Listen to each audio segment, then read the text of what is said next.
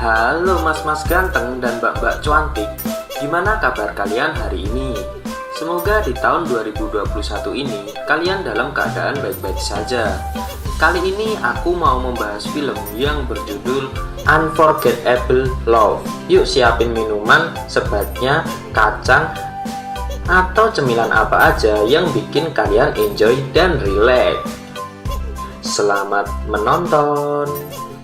Film ini dimulai ketika seorang penyiar radio Hyung bernama Jung Soo-ok dari provinsi Goheung yang berisi kerinduannya kepada teman-teman masa kecilnya, dan ia ingin diputarkan lagu Dust in the Wind dari Kansas. Ketika lagu berputar, kita disuguhkan flashback di musim panas 1991.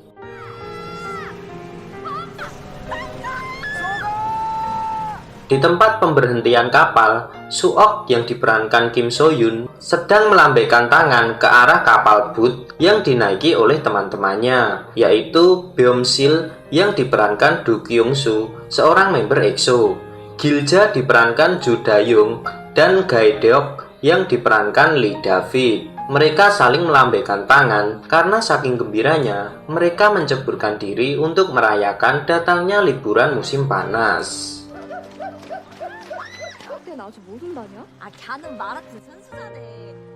Mendengar hal itu, raut muka Beom-sil berubah. Diceritakan bahwa kaki Soo-ok cacat sejak kecil. Ini yang membuat Beom-sil menggendong Soo-ok dalam perjalanan pulang. Gilja dan Gae-deok terus membahas kelebihan Sang-dol yang berwajah tampan dan atletis, sehingga teman-teman sekolahnya banyak yang naksir. Melihat Soo-ok yang begitu antusias mendengarkan Gilja yang membicarakan kelebihan Sang-dol, Beom-sil merasa cemburu. Ia sebenarnya menyukai Soo-ok. Itulah alasannya kenapa dia rela menggendong Soo-ok kemanapun. Beom-sil tambah marah ketika saat menggendong Soo-ok.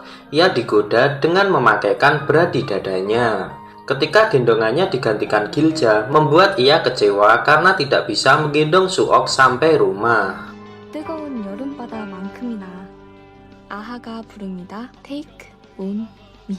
Ternyata Soo-ok mempunyai cita-cita sebagai penyiar radio. Terlihat ia bergaya sebagai penyiar radio di kamarnya. Tanpa sepengetahuan Soo-ok, ternyata Beom-sil berada di luar kamar Soo-ok untuk mendengarkan apa yang sedang dilakukan Soo-ok. Saat liburan, mereka ingin mengadakan pesta makan-makan di tepi pantai. Oleh karena itu, mereka pun memutuskan untuk memasak ayam. Tapi karena mereka takut untuk menyembelih, akhirnya Soo-ok memotong kepala ayam menggunakan sekop. Terlihat ketika mereka sedang makan-makan di tepi pantai, Beom-sil tampak senang. Namun di sela mereka mengobrol,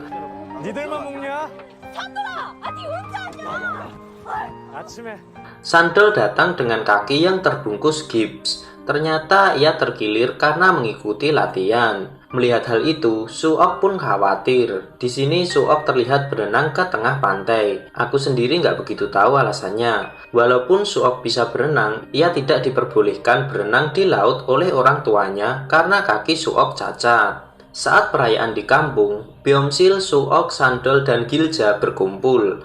Mereka memandang sebuah pulau yang tidak terlihat karena ditutupi sebuah kabut. Konon jika seseorang meminta permohonan di sana, maka permohonan yang disampaikan akan terkabul. Di malam hari, ketika warga desa sedang berpesta, terlihat Beom-sil sedang mengintip keberadaan Soo-ok. Tapi ketika ia menunggunya, ternyata di malam hari Soo-ok pergi ke pulau itu untuk melakukan permohonan. Melihat hal itu, Beom-sil hanya bisa melihat tanpa melarangnya, karena dia tahu Soo-ok sepertinya ke pulau itu untuk berdoa agar ia lekas sembuh.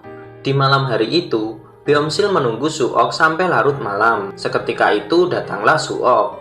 Sebenarnya Beom-sil tahu bahwa Soo-ok pergi ke pulau tadi, tapi ia pura-pura tidak tahu.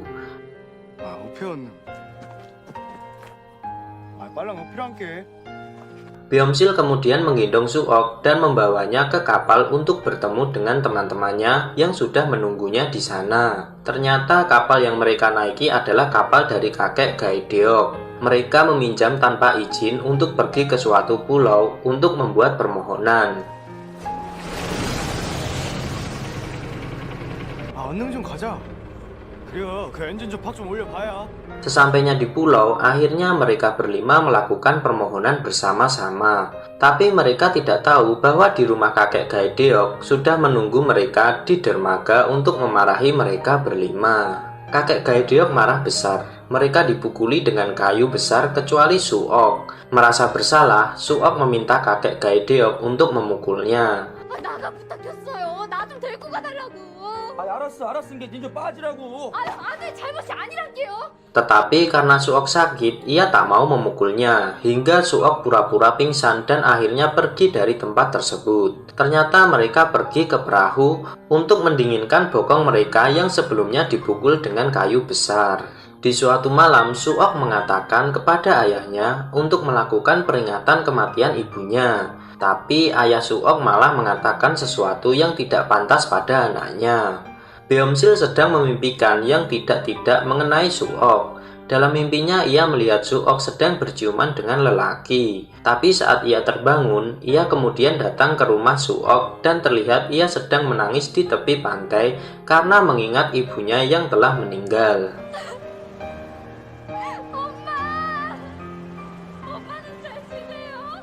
Karena khawatir, Byung-sil menunggu Su-ok di samping kamarnya sambil menguping apa yang sedang dilakukan Su-ok di kamar.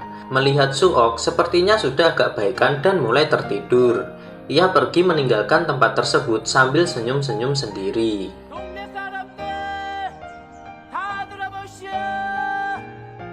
Di desa tempat tinggal Byung-sil akan mengadakan pesta menyanyi. Saat itu Su-ok bertemu dengan dokter. Ia merasa sedih karena dokter tersebut akan meninggalkan desa itu karena telah bertugas selama 3 tahun. Mendengarkan kabar itu, Su-ok kemudian pergi meninggalkan tempat itu disusul oleh Byung-sil yang datang untuk menenangkannya. Tak disangka saat itu Su-ok berkata bahwa dia ingin menyanyi di acara desa. Oleh sebab itu, Byung-sil mengajak teman-temannya untuk berkumpul bersama.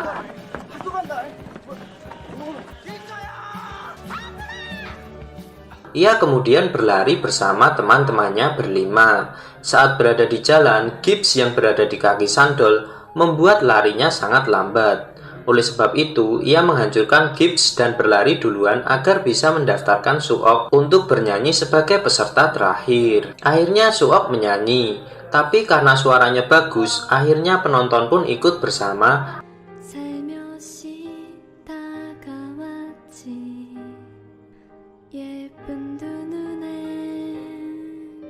Dan pada akhirnya teman-temannya ikut memasuki panggung dan akhirnya bernyanyi bersama.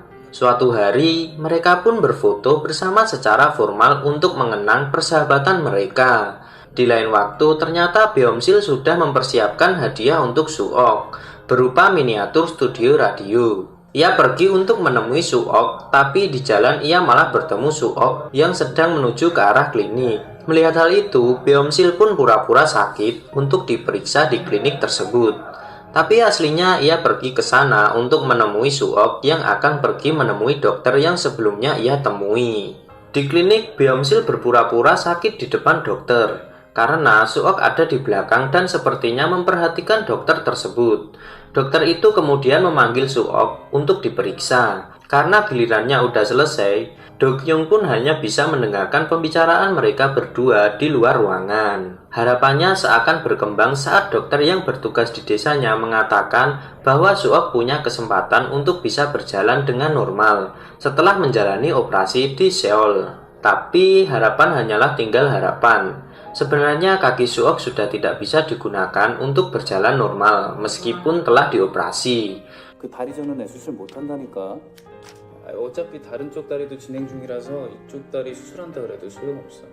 Dokter desa telah memberikan harapan palsu. Tidak ada yang tahu mengenai keadaan Su-ok yang sebenarnya kecuali Byung-sil saat ia tak sengaja mendengarkan percakapan si dokter dengan temannya di telepon.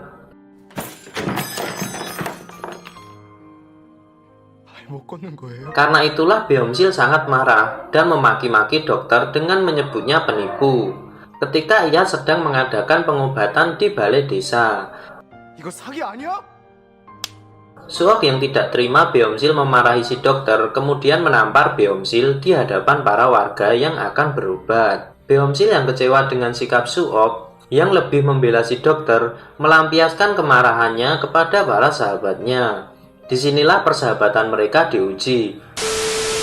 Berita bagus nih buat temen-temen, buat kalian yang udah nungguin drakor startup. Aku udah nyiapin satu channel yang namanya Celengan Drama. Kalian bisa langsung cari di kolom pencarian dengan nama Celengan Drama, atau bisa cek di link deskripsi atau di komen teratas video ini. Dan terima kasih. Gilja dan Suok bertengkar karena Suok menampar Beomsil demi membela si dokter. Ditambah juga dengan gosip yang beredar di kampung jika Suok ada hubungan khusus dengan si dokter, karena selama ini Suok menjadi asisten si dokter dan setiap hari pergi ke balai pengobatan. Suok pun merasa sedih dan kecewa karena sahabatnya sendiri menganggapnya seperti perempuan gampangan. Setelah kejadian itu, persahabatan mereka menjadi renggang. Begitu juga Beomsil yang menjaga jarak dari Suok. Merasa tak nyaman dengan keadaannya, Suok menemui Beomsil untuk menjelaskan bahwa ia sebenarnya tidak menyukai dokter itu dan dokter itu juga bukan tipenya. Dia hanya membantu dokter itu untuk berterima kasih karena dibantu agar bisa dioperasi dan bersedia membantu biayanya. Tidak ingin Suok hanya menggenggam harapan palsu, Beomsil pun mengatakan yang sesungguhnya pada Suok, bahwa sejak awal dokter itu tidak berniat untuk mengoperasi Suok. Kaki sebelahnya yang tidak cacat pada akhirnya akan menjadi cacat juga. Mendengar hal itu, akhirnya Suok pergi ke tempat klinik dokter itu. 나가 걸을 수 있어요, 없어요? 딴 것은 됐고요. 수술을 한다고 해서 확실한 것도 아니고 사실 왼쪽 다리를 수술을 한다고 해도 Tapi karena ada sedikit kemungkinan, dokter tersebut berkata kepada Suok jika mau dioperasi, ia harus meminta izin kepada ayahnya. Karena tahu hal itu, akhirnya Suok menjadi sangat sedih dan ingin menemui ayahnya. Walaupun tahu dengan keadaan Suok, Beomsil sangat menyayangi Suok. Di pantai, ia membuat janji kepada Suok.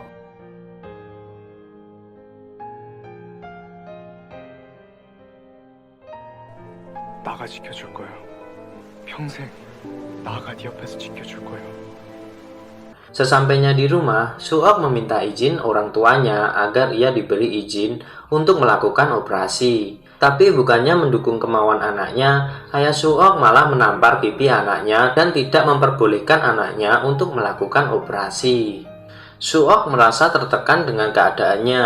Ayah yang tidak pernah mendukungnya untuk operasi, gosip yang beredar di masyarakat, dokter yang telah membohonginya, dan sahabat yang telah menjauhinya membuat Suok mengakhiri hidupnya. Ia melompat dari atas karang saat ombak laut begitu besar.